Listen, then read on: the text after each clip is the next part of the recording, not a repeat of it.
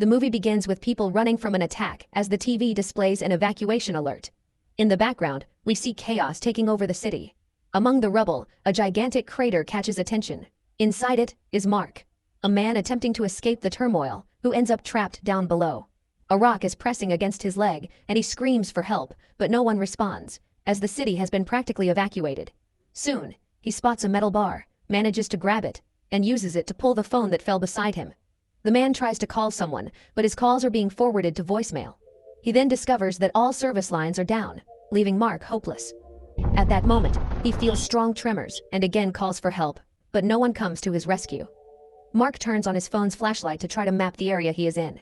He eventually finds a tunnel underground but hears a fierce growl and decides it's best to turn off his phone's light. Mark decides to inform his wife about his situation. He tells her he was on his way to the school to pick up their daughters when the tremors started, and before he knew it, he was inside that hole.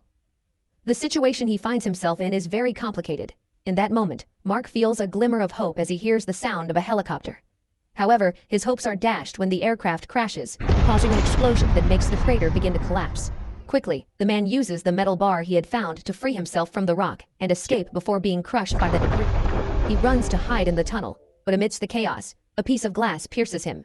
Mark pulls a handkerchief from his pocket and puts it in his mouth, and with a lot of pain, he manages to remove the glass shard embedded in his skin. Upon checking the wound, he realizes it is more serious than he thought, and for a few seconds considers giving up, but when he looks at a photo of his daughters on the phone, he finds the strength to continue. He pulls a lighter from his pocket and uses it to light the unfamiliar place. He decides to explore the area to try to find an exit, and uses the metal bar to support himself due to the injury. During the journey, he notices bloodstains on the walls and realizes he may not be alone. Further ahead, he finds a backpack and decides to check it, and inside, he sees a photo of a little girl, possibly related to the blood he found. Among the items, he discovers a night vision camera and uses it to examine the rest of the tunnel when he notices a person at the end of the path. He approaches and finds a wounded and unconscious woman. When he touches her, she wakes up startled, shocked by her surroundings and by being awakened by an unknown man. And Mark asks if the backpack is hers. She grabs her belongings and searches for her water bottle, but realizes he has already drunk from it. Mark notices the woman has a leg injury and offers to help her. But there's no time as strong tremors return to shake the location, and they need to protect themselves before collapses or new dangers strike them. When Mark opens his eyes, he realizes the woman has run away and decides to chase after her, shouting. He finds her again, but she has a look of panic and asks him to be quiet, saying that if not, it will find them. He asks who she is talking about, but she insists that he stay silent. Mark, on his part, warns her that her leg is badly injured and needs treatment. He asks her to trust him and let him use his belt to stop the bleeding. She agrees and asks if he is a doctor. Mark reveals that his wife is the doctor, and that he learned a few things from her. He finishes helping her and mentions that he has a phone, but the battery is running low and asks if she has one. The woman responds that she does, which makes Mark happy, but she explains that she had to leave it in the car due to the commotion. He becomes furious with the tremors, but she laughs and asks if he really believes it was an earthquake. Mark sincerely believes this, as that's what has been happening for the last few weeks. She asks if he hasn't seen that thing. The woman doesn't have time for explanations, as everything begins to shake again, and she goes into shock. Mark thinks someone is coming to rescue them and feels glad, but the woman screams that no one will help them because everyone is dead. She is terrified and tells him to be quiet. Mark doesn't understand what she is talking about. He tries to comprehend her situation and informs her they have to keep moving and asks if she can walk. She is able to move, and soon both begin to walk through the tunnel. Mark wants to go ahead to explore, but the woman doesn't trust him and says she knows what he is trying to do. Mark doesn't understand and asks about that. She reveals that he would go ahead and not return to help her, leaving her there to die. The man asserts he would never do that, and she explains that she has no reason to trust him. Mark reveals he saw the photo of her daughter in the wallet and shows her the photo of his children. The man explains that he just wants to get back to his children and asks if she doesn't want the same. He again asks to go ahead. She turns around and asks why he is calling her Sarah. He asks if that is not her name, as that was what he found in the document. She admits she ended up stealing it, and Mark does not judge her, stating they need to go ahead to find the exit. She disagrees again, but he reveals it was not a question and tries to push past her forcefully. The woman dislikes this and quickly strikes him, making him step back. He questions what she is doing, and then she pulls out a gun. Mark tells her she won't use it as it will make a huge noise, and the creature that frightens her will hear it. She tells him to shut up and states it's better to end both their lives, asking if he still wants to see his children. Mark answers yes, and she asks him to hand over his lighter. The woman tells him to keep moving, but to maintain a certain distance and not try anything. They advance, but but a fierce growl erupts from behind, making them turn around immediately, and the woman, overcome with fear, puts out the lighter. Mark asks her to stop that and decides to turn on the light on his phone, while the woman is still in shock. She says they've been found, and he questions what the hell that was. In a more serious tone, she demands that he shuts up. The creature continues to approach, and Mark wants to illuminate to find out what it is, but she stops him and warns that it is dangerous. He asks her to stay calm and requests the night vision camera. He quickly uses it and searches for something, but can't find anything. Mark says everything is fine, but when he turns around, he finds the woman is no longer there, and the growling echoes again. He turns to check and, unable to see anything, continues, although the noises are getting louder. He finds the woman again, who is in a complete frenzy, and asks if the man saw anything. He answers that there is nothing there, and reveals he is more worried about the structure of the place. Fearing for his life, the woman rushes and says she needs to get out of there urgently. Mark asks if there's someone waiting for her, and she reveals that her brother Joe might be looking for her. They stop to rest and chat for a bit, but while doing so, the monster reappears. With no options, the duo must flee again while being pursued by something unknown. As they run, they trip and fall. She quickly turns on the lighter but cannot see due to the darkness. Mark asks for the camera to identify the creature and, this time, gets to see it. The creature starts to approach them again, and they quickly sneak through the tunnel, stopping when they think the creature got stuck. Then, the woman realizes she is out of her medication. Mark warns them that they've fallen behind and can't go back. He tries to calm her, stating they will get out of there, and she pretends to agree, but soon reveals her true intention, pulling out a gun and forcing him to return for the medication. With little choice, Mark returns and manages to find the medication, quickly coming back. When he returns with the medication, he is tired of being threatened all the time with that gun. He throws the medication against her chest, sits beside her, and asks what those things are. The woman can't give much information, but states they have been wandering around for a long time. With a trembling voice, she reveals that these creatures were responsible for her sister's death. She recounts that she caught her sister skipping school and decided to take her home. But during the way, they began to argue about it. Suddenly, one of the creatures appeared and hit the car. She blacked out, and upon waking, saw her sister being dragged out of the vehicle, unable to do anything but run. Mark deeply laments her loss and apologizes for his earlier attitude. The woman states there is no time for lamentations and orders him to continue following her in silence. Along the way, Mark breaks the silence and asks how she ended up there. She reveals that while running from the creatures, the ground beneath her feet gave way, and she ended up falling into that place. She explains that those things are huge and cannot understand how they managed to follow her there, nor how he managed to enter without even knowing about their existence. Mark answers that he thought it was nothing but earthquakes and that he was crossing the street when he heard a deafening noise. The only thing he remembers after that is waking up in that hole. At the end of the tunnel, they find a narrower passage. Mark thinks it's dangerous to enter there, but the woman sarcastically says it will be fun. Inside the passage, a problem arises. The lighter goes out, and they are left in the dark.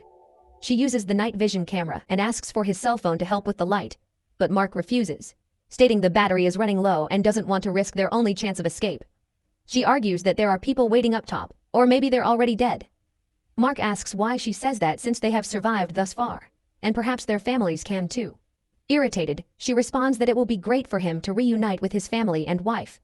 Mark reveals that he is in the process of divorce, leaving her speechless.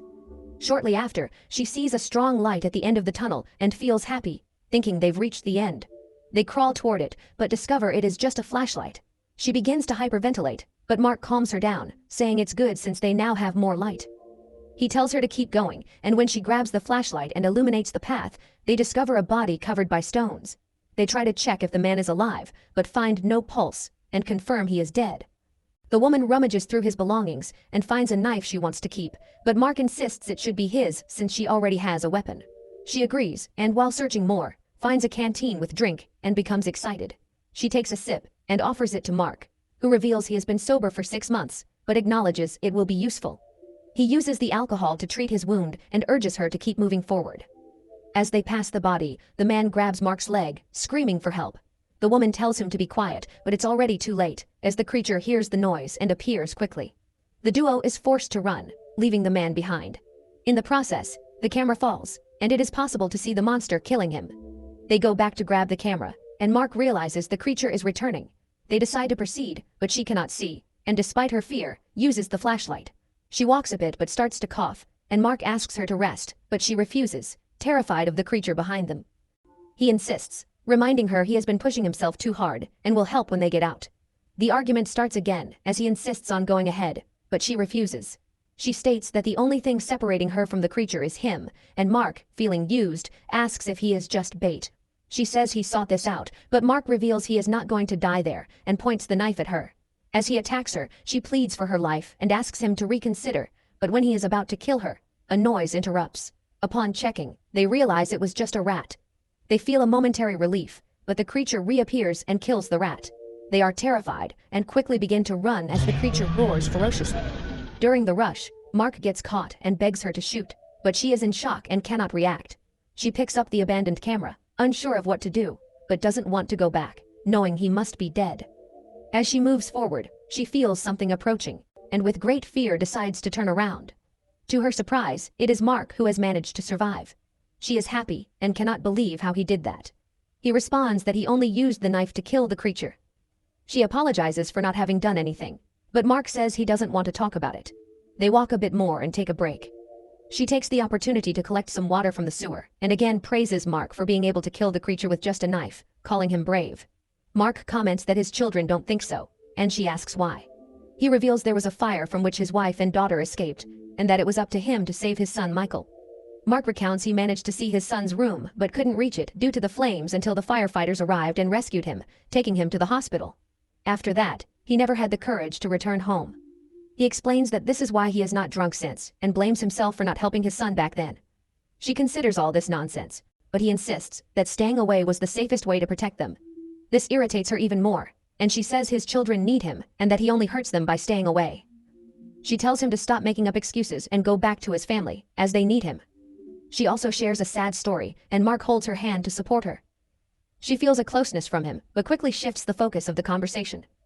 She decides to get more water from that pipe, but realizes blood leaking into the water and starts to feel sick about it.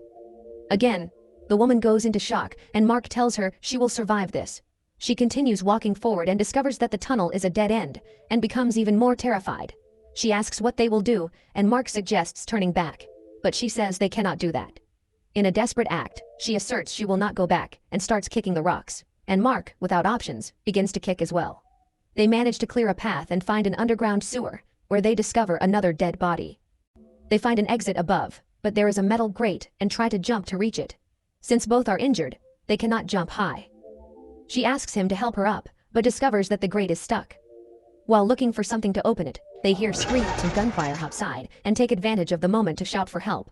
Soon a soldier appears and asks how many people they are, and they reply, they are just the two of them. She tells her colleague to fetch the winch and the first aid kit. He goes to get it while she stays behind to calm them. They celebrate knowing they will be rescued, but soon a new confrontation begins. The soldier shoots at the creatures, but is soon killed, and the duo is drenched in blood. The creature tries to attack them, and the woman is completely in shock, while Mark urges her to return to reality, as they need to go back to the hole. She says she will not go into that hole, and Mark realizes the creatures are almost reaching them. To prevent them from entering the hole again, Mark breaks the entrance to a sewer, and they quickly slip in to escape. They find a completely submerged area, and Mark says he will dive to try to find an exit. He does this several times but cannot see under the water, and on a new attempt, he manages to find an exit. He tells her to hurry, but before going, she puts away the memory card from the camera, which has the photo of her deceased sister. She enters the water, and he explains that when she makes it to the other side, she should use the flashlight so he can find his way. Before they do this, he asks what her name is, and the woman reveals her name is Kate. She soon dives in and enters the hole, while Mark waits for her to cross, but soon hears the creatures approaching. She makes it across and illuminates the path, and he dives in right after, but ends up hitting a wall and loses his way. Just when he is about to pass out, Kate appears to guide him, and manages to take him to the other side. He thanks her and asks what lies ahead, and she responds, there are more tunnels. They see roots and a source of light coming from the bottom, and Mark says this is a good sign. They crawl towards it and discover that there is an exit, and they celebrate. Kate says that finally he will return to his family, and he replies that now it's just the two of them. They start to crawl over there, but new tremors begin, and a creature emerges ahead of them. It approaches but enters a hole. Kate is terrified, and Mark insists that she proceed, but she hears screams coming from the hole and goes into shock. With little choice, Kate advances and makes it to the other side, while Mark tries to do the same. He manages to cross but finds Kate unconscious, soon discovering that she has passed away due to her injuries. Kate is blocking the exit, and Mark does not know what to do as the tunnel is collapsing. We see that the hole below is infested with those creatures. He grabs Kate's belongings, and with the alcohol and the lighter in hand, he decides to cremate his companion's body. But we discover that all of that was just a thought, and Mark falls to the ground not knowing what to do. He opens his cell phone and sees a video where he is playing with his children and cries as he remembers those moments. He tries to talk to Kate and tells her how beautiful life is, and laments that he wasted his time away from family, expressing how much he misses them. He plans to take his own life, but when he tries to do it, he discovers the gun is out of bullets. He gets angry with Kate, but a glimmer of hope arises. His phone begins to receive messages, and he discovers they are from his wife. She reveals that she received his message and says she is very scared. She asks him to stop blaming himself for everything, tells him how much she loves him, and that his family needs him right now. Mark, now with renewed hope, decides to try to escape again. He sets off the alarm on his phone to attract the creatures and places it on Kate's leg. Soon the creature appears and drags Kate's body into the hole. Mark begins to approach and tries to pass to the other side, but a tremor nearly makes him fall into the creature's hole. He manages to crawl to the other side, but is grabbed by a creature and begins to be pulled by it. He grabs the alcohol and lighter and quickly uses them on the creature to kill it. Mark finally manages to get out, but we discover that the world outside is much worse, and thus the movie ends.